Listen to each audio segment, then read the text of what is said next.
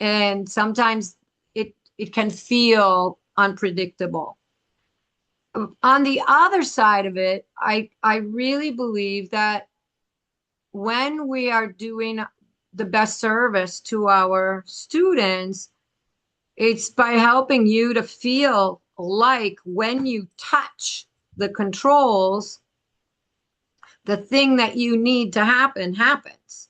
If you want to slow the feet down, that you have that control. When you want to ask your horse to go more or turn, that those things are available to you. And then from there, we move on. And if we start to lose that, we have to come back to that. And I think that so many people that I encounter at shows or in clinics and things like that really feel like I need to be more brave.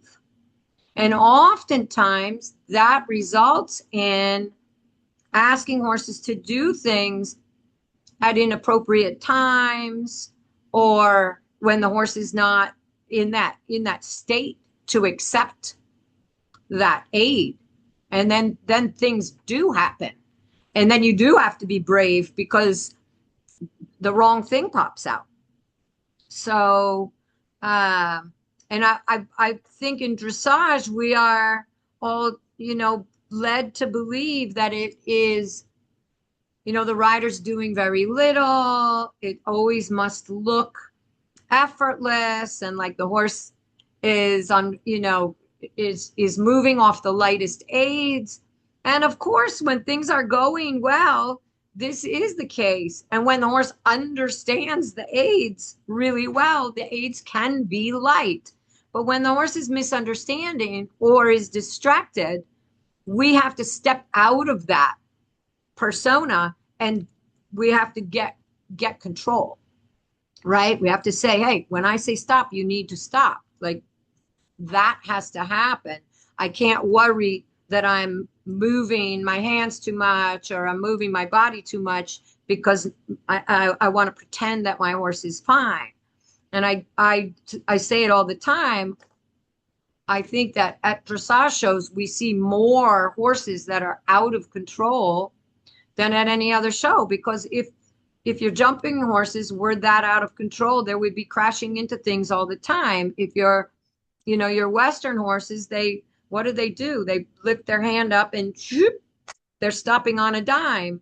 They push their legs on and whoop, they're going fast. You don't see people crashing into each other or, you know, uh,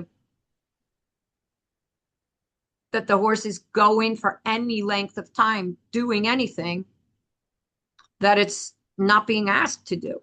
So it's interesting, that fear factor. I think that really, if we asked a group of people why they don't show up for their lessons, a good number of them, that would be hiding in there underneath those things that you were listing, right?